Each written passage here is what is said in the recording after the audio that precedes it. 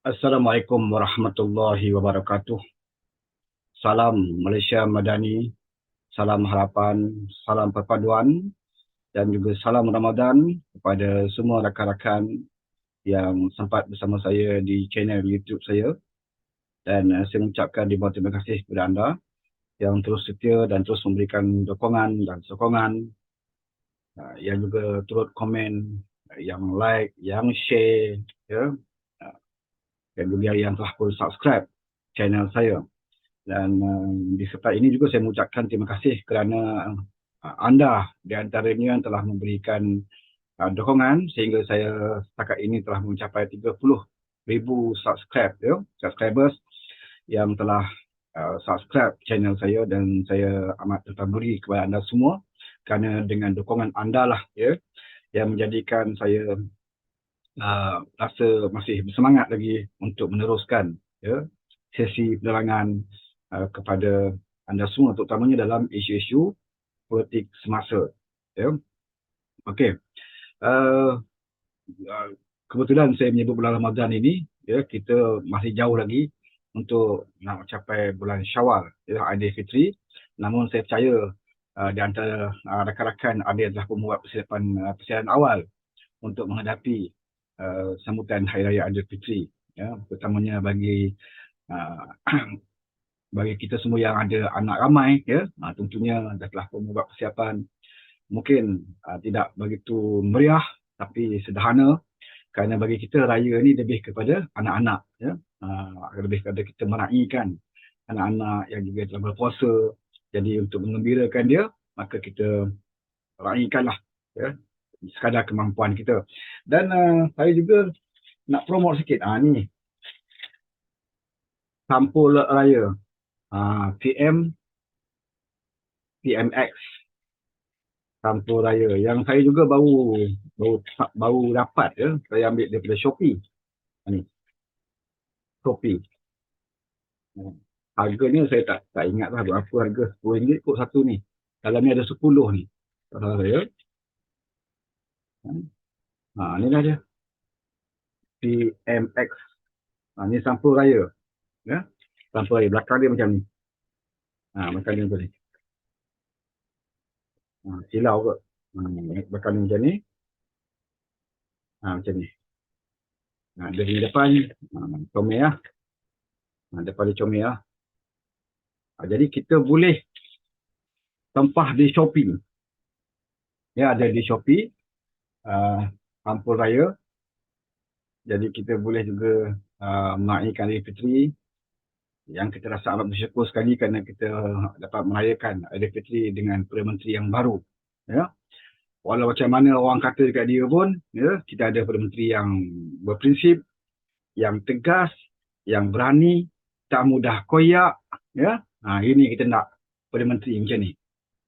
Dan hari ini pun saya nak ulas masih lagi tentang Mamak Bendahara. Mamak Bendahara kita Mahathir Mohamad, yang masih lagi tiba-tiba, ya, dalam seminggu 2 minggu ni dia dah mula macam dah attack, attack Datuk Seri Anwar Ibrahim, attack kepribadian dia dan macam-macam lah, ya, cabaran-cabaran yang dibuat kepada Datuk Seri Anwar Ibrahim. Saya pun pelik kenapa tiba-tiba, saya ingatkan dia dah bersara, ya, selepas pada parti dia Pejuang hilang deposit di semua kerusi, termasuk dia sendiri hilang deposit di Langkawi, tempat menjeruti Melayu, negeri kelahiran dia. Dia dah berdiamkan diri, kita ingatkan dia dah bersara, ya, ataupun dia dah bertaubat lah, tak mahu dah kacau lagi politik negara ni, ya. Sebab kita tahu sejarah politik dia pemecah belah orang Melayu, pemecah belah orang Islam, ya. Dia hebat dari segi itu, ya. Jadi kita ingatkan dia dah bersara, rupa-rupanya tidak. Seperti mana yang pernah saya sebut dulu, dia tidak akan bersara selagi Datuk Seri Anwar Ibrahim itu masih berpolitik. Pada dia, selagi Datuk Seri Anwar Ibrahim itu masih hidup, bertenaga dan masih berpolitik, dia akan tetap berpolitik. Ya? Walau dengan apa cara sekalipun, dia akan tentukan bahawa Datuk Seri Anwar Ibrahim ini tidak boleh mengatasi kepimpinan dia. Dia nak supaya Malaysia ni dikenali, bila sebut Perdana Menteri yang hebat, orang akan kenal Mahathir Mohamad. Ya? Kenal dengan apa? Ya? Dengan kronisma dia, nepotisma dia, dengan perswastaan, projek perswastaan yang mengkayakan kroni-kroni dia, dengan projek-projek mega KLCC dan sebagainya, yang menguntungkan kroni-kroni. Jadi dia nak orang kenal dia macam tu. Jadi dia tak mahu ada tokoh lain yang lebih dikenang oleh rakyat. Apatah lagi Datuk Seri Anwar Ibrahim membawa ciri-ciri yang jauh berbeza daripada Datuk Seri Anwar Ibrahim. Berbeza daripada Tun Dr. Mahathir Mohamad. Kalau Mahathir ini dia nampak supaya projek kereta nasional, projek mega-mega lah, termasuk KLCC dan sebagainya, Putrajaya dan sebagainya. Bagi Datuk Seri Anwar Ibrahim, apa yang ada di negara kita cukup dah. Cukup dah ya. Pelancong datang ke Malaysia bukannya nak tengok KLCC yang tinggi tu. Pelancong datang ke Malaysia bukan nak tengok jambatan yang paling panjang. Jambatan lurus ke, jambatan bengkok ke, LRT ke, MRT ke. Pelancong dia tak heran. Sebab yang datang daripada kedagara kita ni, negara dia pun lebih jauh, lebih maju. Contohnya macam pelancong daripada Eropah, Amerika Syarikat, daripada Jepun, China dan sebagainya. Negara mereka lebih hebat. Tak nak bandingkan dengan KLCC kita ni. Jadi dia datang Malaysia bukan nak tengok itu semua. Jadi bagi Datuk Seri Anwar Ibrahim adalah pembangunan yang mega-mega ini cukup apa yang dah ada. Cukup apa yang dah ada. Itu pun masih lagi negara terhutang-hutang dengan projek yang mewah ini. Bagi Datuk Seri Anwar Ibrahim, dia nak tumpukan kepada rakyat di bawah. Seperti penjaja-penjaja di Kuala Lumpur, di bandar-bandar, diberikan kemudahan. Kalau nak berniaga tak ada lagi kita nampak. Kalau boleh, Datuk Seri Anwar Ibrahim tak boleh nampak penjaja yang pasang kanopi, koyak, rabak sana, condong, macam sengit, ada pakai payung, bermacam-macam bentuk. Jadi Datuk Seri Anwar Ibrahim nak selaraskan supaya Kuala Lumpur dilihat sebagai bandar raya di mana orang Melayu, Bumi-Putera khususnya, ataupun semua kaum yang berminat untuk berniaga kecil-kecilan, penjaja kecil-kecilan yang berada di tengah-tengah kesibukan bandaraya, di celah-celah bangunan yang tinggi mencakar langit, ada kedai-kedai yang dibina dengan tersusun, bersih, cantik mata memandang. Jadi di sini tumpuan Datuk Seri Anwar Ibrahim sebagai Perdana Menteri. Sebab itu banyak bajet dia bawa ke situ, memberikan insentif kepada penjaja-penjaja, peniaga-peniaga dan sebagainya, termasuk juga anak-anak muda.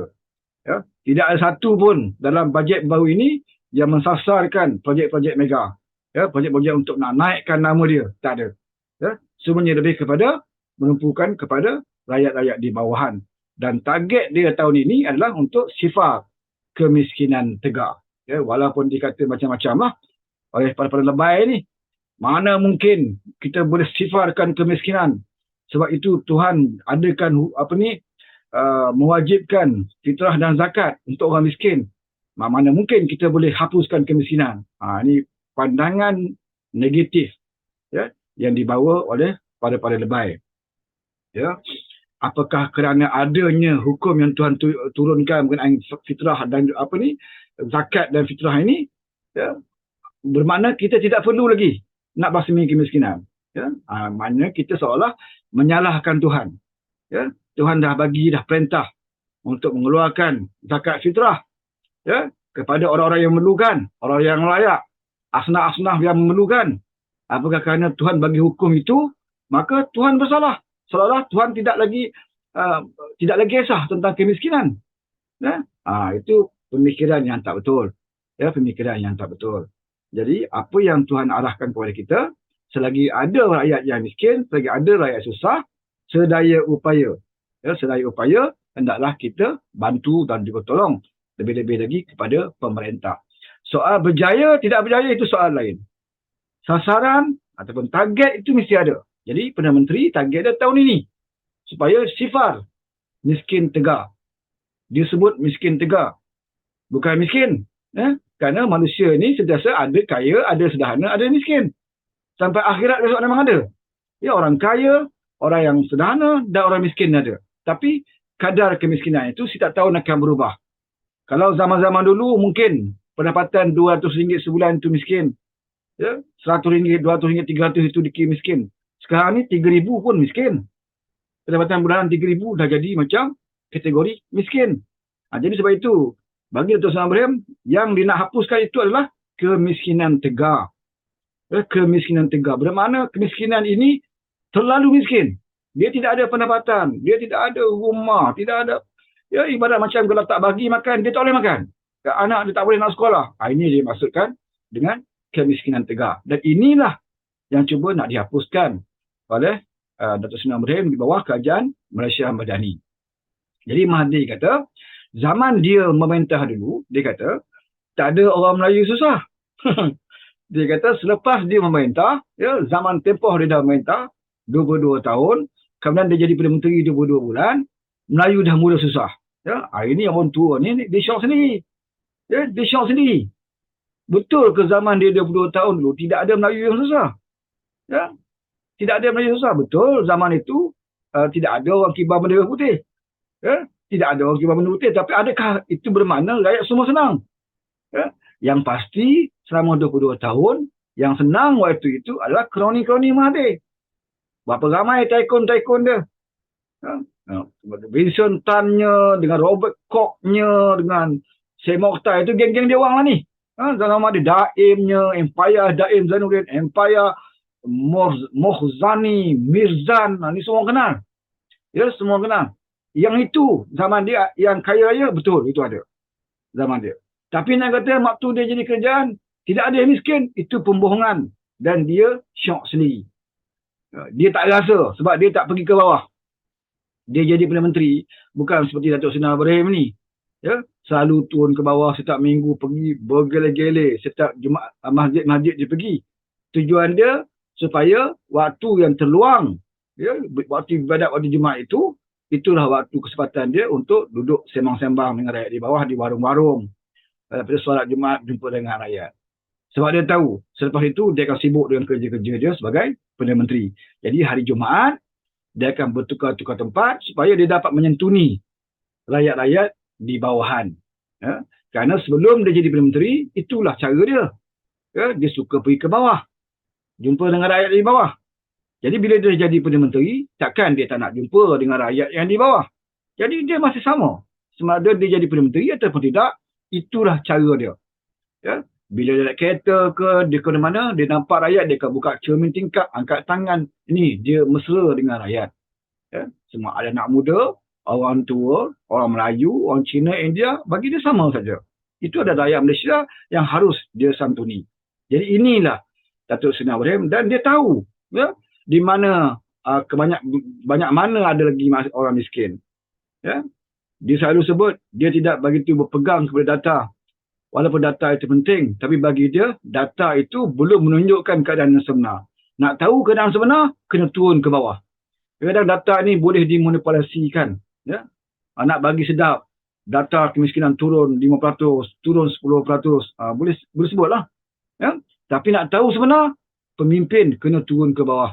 Ini yang diamalkan oleh Datuk Seri Anwar Ibrahim. Tidak diamalkan oleh Mahathir Mohamad. Ya? Dia tak akan pergi ke kampung ni, kecuali ada program. Jemput dia meresmikan, ada turun lah. Ya? Dengan style dia, dengan baju kot dia, baju jaket dia tu semua, itu style Mahathir. Ya? Jadi waktu itu dia perasan mengatakan zaman dia tidak ada orang Melayu yang susah. Ya? Yang pasti pada zaman dia, ramai kroni-kroni yang kaya-raya. Jadi dia kata selepas pada dia tidak jadi Perdana Menteri, orang Melayu dah mula susah. Ya? Dia nak gambarkan kepada kita semua, Malaysia ni tidak ada orang lain yang layak jadi Perdana Menteri kecuali aku. Kecuali aku, Mamak Bendahara Kerala. Kan? Walaupun aku bukan Melayu original, ya, tetapi orang Melayu akan jadi senang apabila aku jadi Perdana Menteri. Ya? Jadi kita jangan terpengaruhlah dengan orang tua ni. Ya? Dia seperti mana di sini sebut, Melayu mudah lupa. Dan dialah orang yang paling pelupa sekali sebenarnya. Kemudian dia kata lagi, dalam kenyataan dia kata, ahli-ahli parlimen boleh jatuhkan kerajaan kalau kerajaan ini gagal. Ya? Tiba-tiba dia buat komen macam tu. Dia kata kalau kerajaan ini gagal, ahli parlimen itu sendiri boleh jatuhkan. Seperti mana UMNO menjatuhkan Muhyiddin. Ya? Sebagai Perdana Menteri yang gagal, UMNO telah menjatuhkan Muhyiddin. Jadi dia bagi contoh itu untuk menandakan bahawa kerajaan perpaduan ini juga boleh jatuhkan seperti mana UMNO menjatuhkan Muhyiddin. Jadi saya nampak semakin tua, semakin tak betul pemikiran dia. Dia nak samakan kejatuhan Muhyiddin, ya, oleh UMNO dulu, nak samakan dengan kaedah sekarang. Jadi tak semudah itu. Tak semudah itu. Yang kedua, dia kata kalau kerajaan itu gagal, ahli parlimen boleh jatuhkan. Bagi saya, gagal atau tidak gagal kerajaan itu, yang menghukumnya adalah rakyat, bukan ahli parlimen. Hukumnya beri pilihan raya. Sebab itu, tempoh pilihan raya sepenggal diberikan kepada mana-mana kerajaan. Tak ada kerajaan yang dinilai dengan hanya sebulan. Tak ada kerajaan yang dinilai hanya 2 bulan, 3 bulan, 4 bulan, setahun. Tak ada. Sebab itu dia bagi tempoh sepenggal 5 tahun. Di situ rakyat akan beri markah kepada kerajaan tersebut. Kalau kerajaan itu gagal, dia tidak akan dapat diberikan mandat untuk meneruskan pemerintahannya. Tapi kalau dia berjaya, rakyat akan berikan mandat untuk dia meneruskan kerjanya sebagai kerajaan. Jadi kalau ikut teori Mahathir, mudahlah. Mana-mana kumpulan yang rasa nak dapat kuasa, dia katalah pemimpin itu gagal. Pakatlah ramai-ramai jatuhkan. Habis itu dia naik. Bila naik, orang ni pula nak jadi Perdana Menteri, dia pun kata kerajaan ini gagal. Maka jatuhkan lagi. Sampai bila negara kita ini bermain dengan percaturan kuasa yang akhirnya orang politik yang senang, rakyat semakin susah. Jadi kita balik kepada demokrasi. Berjaya atau tidak kerajaan ini, rakyat akan hukum. Sama ada pilihan raya negeri ataupun pilihan raya umum. Bukan dengan cara masa UMNO dulu jatuh ke Muhyiddin, memang patut pun. Saya setuju. Sebab pengkhianat wajar dikhianati. Muhyiddin itu khianat. Dia jadi Perdana Menteri bukan daripada mandat rakyat. Dia jadi Perdana Menteri hasil daripada pengkhianatan dia bersama dengan geng-geng dia. Bersama dengan semurid. Dan bersama dengan Atuk Saka juga. Atuk Saka ni. Kita nak beritahu Atuk Saka ni. Muhyiddin jatuh kerana UMNO. UMNO telah menarik sokongan kepada Muhyiddin. Tapi kerajaan PS jatuh, siapa yang tarik sokongan? Tak ada. Kecuali kamu letak jawatan. Maknanya kamu lebih bangsat daripada Muhyiddin, lebih bangsat daripada orang lain. Orang lain jatuh ada sebab. Muhyiddin jatuh kerana hilang kepercayaan daripada kumpulan UMNO yang menarik sokongan. Lebih kurang 15 orang. Tarik sokongan kepada Muhyiddin. Maka dia jatuh. Ada sebab Muhyiddin jatuh. Tapi kerajaan PS jatuh, kamu letak jawatan. Kamu letak jawatan. Bermakna kamu lebih bangsat daripada Muhyiddin. Hari ini kamu nak cerita, nak ajar orang lain bagaimana nak jatuh kerajaan. Kamu nak minta supaya Anwar Ibrahim ataupun sesiapa jadi Perdana Menteri yang akan datang, kalau nak khianat, letak jawatan Perdana Menteri. Jatuh habis semua kabinet. Ini perangai buruk yang kamu nak contohkan kepada pewaris-pewaris di masa akan datang. Apakah ini ilmu yang kamu nak berikan kepada orang politik? Terutamanya orang politik yang muda. Apa salahnya kamu sebagai orang tua? Berpengalaman dalam politik. Banyak pengalaman kamu dalam politik. Sepatutnya kamu bagi petua-petua yang lebih enak didengar, berlandaskan demokrasi. Sebutlah bahawa kerajaan perpaduan ini, kalau kamu tidak boleh merintah dengan baik, rakyat akan hukum kamu dalam pilihan raya umum. Okey, kita boleh terima. Itu hakikat dia. Itu demokrasi dia. Bukan dengan cara kata, kalau nak jatuh kerajaan ini, ahli parlimen boleh jatuhkan. Kalau nak jatuh kerajaan ini, Perdana Menteri kena letak jawatan. Jangan peduli orang lain. Kamu letak jawatan, habis satu kabinet. Terbubar. Satu kabinet jatuh. Ini cara politik jahat yang cuba Mahathir nak ajar kepada orang-orang politik yang lain. Jadi kita harapkan sama ada dalam PH, dalam kajian perpaduan, maupun di pihak pembangkang, jangan dengar ajaran yang dibawa oleh mamak bendahara ini. Ini memang manusia yang paling bangsat, yang tak pernah keluar daripada mulut dia benda-benda yang baik, kecuali berniat jahat dan nak memecah belahkan orang Melayu dan juga umat Islam dalam negara kita. Jadi cukuplah. Biar dia meroyan seseorang, biar dia membusuk seseorang. Sebenarnya dia nak lupakan bahawa dia telah dimalukan, dia telah diaibkan dalam pilihan raya. Dia kata orang Melayu menjadi senang waktu dia jadi kerajaan. Kalau betul dia ni orang yang menjadi Perdana Menteri yang boleh menyenangkan orang Melayu tak tolak dia Langkawi. Langkawi majoriti Melayu. Kalau betul orang Melayu mengingatkan Mahathir ini jadi Perdana Menteri, maka orang Melayu jadi kaya raya. Tak ada orang Melayu yang miskin. Mana mungkin orang Melayu Langkawi tolak dia. Kalau ada orang Melayu Langkawi pun tolak Mahathir Mohamad ini, sehingga hilang deposit, maksudnya apa? Masa orang Melayu pandang dia pun sebagai orang tua yang bangsat. Dia tak ada nilai. Hari ni dia nak cakap, dia yang bernilai. Ya? Jadi kita semua fikir sendiri, saudara. Kalau tidak ada niat jahat dia, ya, untuk nak cuba huru-harakan suasana politik, untuk nak bagi pelabur-pelabur melihat bahawa negara kita masih lagi tidak ada kestabilan politik. Kerana mulut-mulut busuk inilah. Saya Datuk Mahathir, mulut-mulut Pak Lebah-Pak Lebai yang sentiasa melihat bahawa politik negara ini tidak boleh dibenarkan stabil, ya, kecuali aku jadi kerajaan. Bila dia jadi kerajaan, dia nak stabil. Kita masih ingat waktu Ismail Sabri jadi Perdana Menteri. Dia nak stabil. Maka kita PH mengalah. Kita sanggup buat MOU. Tak mau ganggu dia. Buat MOU, perjanjian dengan kerajaan supaya kita tak ganggu dia. Bagi dia mementah dengan stabil. Bagi itu kita berkorban demi nak kestabilan politik. Tetapi bila kita jadi kerajaan, ya, mereka tidak fikir yang itu. Mereka tak fikir itu. Mereka mikirkan bagaimana nak jatuhkan kerajaan Malaysia Madani ini. Maka dia reka macam-macam lah. Ya, masuk yang Mahathir kata tadi. Dia reka macam-macam. Sekali Melayu dah susah, orang Islam dah teruk. Dia lebay pula macam-macam lah. Ini Madani tidak menepati Islam. Ini negara sekular. Oh, PKR ini menentang Al-Quran. Macam-macam tuduhan yang dikemukakan tanpa bukti dan fakta. Bahkan sampai hari ini tadi pun di Parlimen, ya, semua soal jawab dengan Perdana Menteri. Seko pun tak ada. Ketua Pemanggang tak ada. Ketua Parti Bersatu tak ada. Ketua PAS pun tak ada. Presiden PAS. Pengurusi Pakatan Nasional pun tak ada. Peluang yang diberikan oleh PM untuk menyatakan pandangan ataupun kritikan. Ya, kritiklah, tak ada masalah. Biar Anwar jawab. Masalahnya kamu tak ada. Tapi kalau di belakang, kamulah, ya, sampai tegang-tegang urat bercakap. Ya. Jadi, apa yang Mahathir sebut, bahawa kerajaan boleh jatuh, seperti mana UMNO menjatuhkan Muhyiddin, ini meleset sama sekali. Apatah lagi kita dah ada Akta Nampak Parti. Dulu tak ada. Boleh saja kita beli pelacur-pelacur politik. Bila-bila masa kita boleh beli pelacur-pelacur politik. Tapi sekarang sudah ada akta, diperkuatkan pula MOU di bawah Kerajaan Perpaduan. Saya merasakan dengan keikhlasan semua pimpinan di dalam Kerajaan Perpaduan ini, cita-cita Mahathir untuk melihat kerajaan ini jatuh dalam masa singkat, ya, akan menggagalkan dia.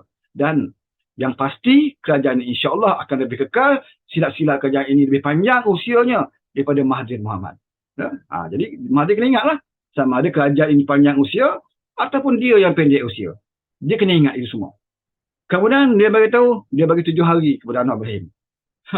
Dia bagi 7 hari kepada Anwar untuk tarik balik kejahatan Anwar dalam ucapan dia dalam Kongres Khas Parti Keadilan. Anwar sebut, walaupun Anwar tak sebut nama, tapi Mahathir kata dia tujukan pada saya. Saya lah Perdana Menteri 22 tahun. Saya lah Perdana Menteri 22 bulan. Jadi sebenarnya apa yang Anwar sebut itu adalah merupakan sejarah dan fakta seluruh rakyat Malaysia tahu. Di zaman 22 tahun. Macam-macam kes ada. Tapi Anwar sebut, dia jadi Perdana Menteri, bukan tugas dia nak korek-korek kes. Kes Perwaja ke, kes Bumi Putra ke, skandal Bumi Putra ke. Bukan kerja dia. Kecuali skandal-skandal yang sekitar, yang baru. Sebab tu Anwar jadi pemanggang. Okey, LCS contoh. Satu NDB yang dah pun, sebahagiannya dah pun dibicarakan. Skandal Jana Wibawa dan sebagainya. Ini kes-kes ataupun Pandora Papers. Ini adalah kes-kes yang sekitar, yang baru-baru, skandal-skandal yang terbaru. Sebab tu Anwar dalam kempen selalu sebut. Jadi ini diteruskan. Anwar tak ada masa lagi nak buka file-file zaman, Perwaja ke, Forex ke, apa pun tak ada. Tapi kalau Mahathir berminat, mungkin Mahathir boleh cabar Anwar lah. Sekarang dia katanya dia dah cabar Anwar, sudah buktikan. Kamu buatlah, nak tahu bukti tak ada bukti, okey. Selama 7 hari. Dia bagi masa 7 hari kepada Anwar Ibrahim untuk minta maaf ataupun tarik balik. Yang pasti Anwar tak akan minta maaf, Anwar tak akan tarik. Inilah peluang terbaik untuk Mahathir buktikan di mahkamah nanti. Ini juga peluang terbaik untuk Datuk Seri Anwar Ibrahim telanjangkan Mahathir dalam mahkamah. Jadi kita nak tengok. Kita nak tengok akhirnya. Saya pasti 7 hari yang diberikan oleh Mahathir Mohamad ini akan berlalu begitu saja, dan kita tengok Mahathir saman atau tidak. Bila saman berlaku di mahkamah, maka yang tak sepatutnya kita tahu, akhirnya kita akan tahu. Elok-elok kamu berpakaian, tiba-tiba kamu ditelanjangkan. di mahkamah. Ya? Jadi kita bersyukur kerana bila Mahathir kata nak saman Anwar, ini yang kita nantikan. Ya? Sebab kita mengharapkan bila Anwar jadi Perdana Menteri, kita minta Anwar londeh Mahathir. Ya? Anwar londeh Mahathir, tapi Anwar ni pemaaf tak dewa. Ya? Dia tak nak. Ya? Untuk nak balas dendam dengan orang ke, ya? nak aibkan orang, nak fitnah orang. Apatah lagi, kalau orang tu bersalah sekalipun, dia tidaklah pendendam. Ya? Tapi bagi kita, kalau Anwar bersikap sedemikian, tapi Mahathir telah buka ruang. Mungkin inilah takdir Tuhan. Ya? Tuhan ilhamkan kepada Mahathir untuk bawa kes ini ke mahkamah. Dan kita minta supaya apa yang Mahathir nak saman Anwar ini akan dapat dijalankan supaya kita dapat lihat. Ya? Perkara yang mungkin kita tidak tahu, akhirnya akan terbongkar di mahkamah. Kita tengok keberanian Mahathir Mohamad. Silap-silap bukan dia seorang. Ya? Angkara celupa mulut dia mengakibatkan kawan-kawan yang lain susah. Ya, termasuklah geng-geng dia yang dulu akan juga mendapat kesan daripada keculuparan mamak mendara ini. Jadi saya rasa cukup sampai sini untuk saya ulas isu Mahathir saja. Bulan Ramadan ni tak boleh banyak, sikit dulu. Selain itu kita bagi tazkirah lah. Tazkirah politik di mana. Okey, cukup sampai sini dulu. Terima kasih banyak kepada anda yang sempat bersama saya. Ya, tolong komen, share, luaskan supaya dapat dikongsikan oleh rakan-rakan kita yang lain. Wabillahi taufik wal hidayah. Assalamualaikum warahmatullahi wabarakatuh.